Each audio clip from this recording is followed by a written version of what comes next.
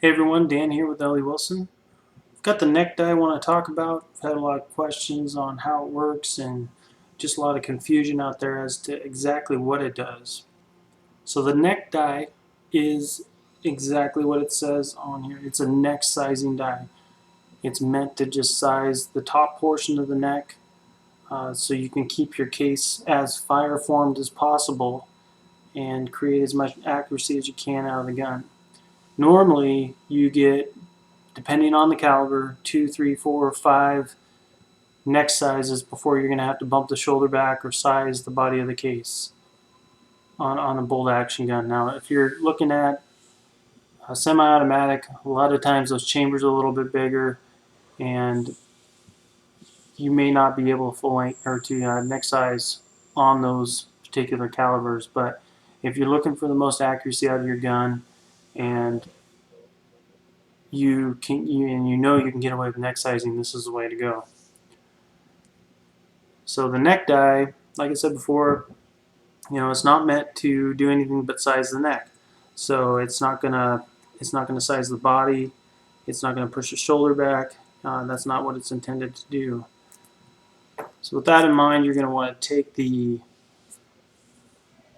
cap punch assembly off the top, which is a 3/32 wrench, and that's included in your die package. And you'll take a fired round and make sure that it sits flush or just below flush is okay. Now if it's sitting somewhere above the line where it's protruding out of the top of the die, that indicates that your chamber is probably a little bit oversized, and we might need to open that die up for you in order for it to fit like it's supposed to.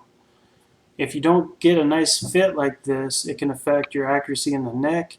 It can affect the accuracy of the body of the case, because it'll actually try and size it, and it can also break and snap your punch because of the pressure. The die is not designed to do that. So always check one of your fired cases that's ready to size and make sure that it fits just like that and it's easy enough to get in and out of there.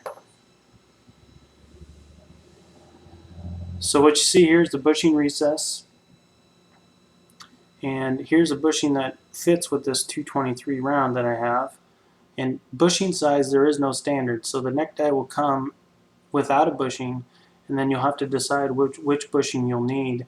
And that all depends on if you're neck turning your brass or how you're prepping your cases.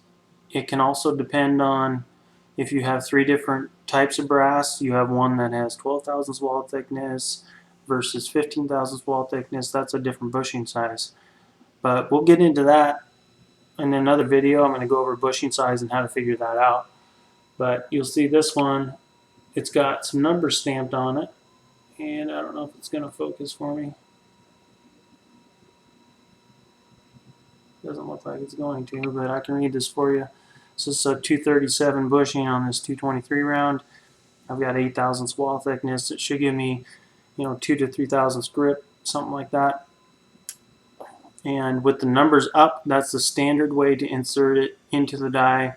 Numbers down, you'll get a few more tenths of a thousandths of a size, because we taper ream these. So the number end is smaller than the other side, just slightly.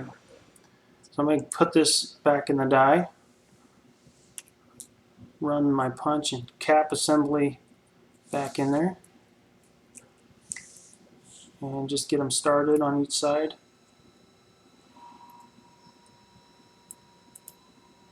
There is a little trick to this. We leave a little bit of slop here in the cap so you can center it if you need to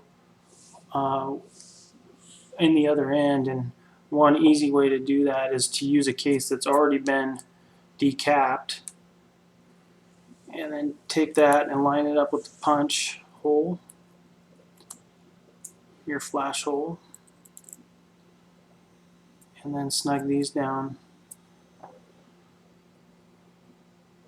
Real quick, I want to cover the punch itself.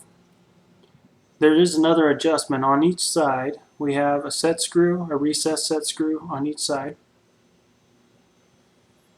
And in between there is a pad that keeps the screw from scratching the punch rod itself.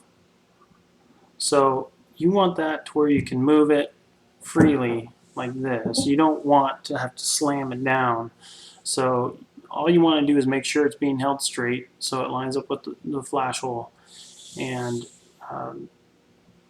the most important thing is having these snug down so the cap doesn't move on you and the bushing doesn't move in there. So now we've got that all set. This case has not been decapped or sized. This one has. So I'm going to push that in and push it down as far as I can. You'll notice here that the rod on the other end is starting to come out. So first, with the numbers up, is how you start the operation. I have what we call a stainless necktie decapping base. That sits right underneath, and this makes it much easier to use. You can use a plastic or leather mallet to tap the case in and tap it out and decap. You know, something like this. You know, where you're hitting it on the ends. We found the dies last a lot longer, and less wear and tear on the die, and more accurate size if you use a small reloading arbor press like this one.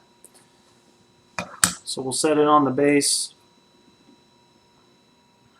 with the letters reading in the correct direction as of now. We'll push this down and make sure it goes all the way flush. Come back up. Right here, you'll notice we've pressed the case in flush, and now the punch is sticking out even further on the other side. So we flip it over. So letters and numbers are actually upside down. And we're going to push that back out.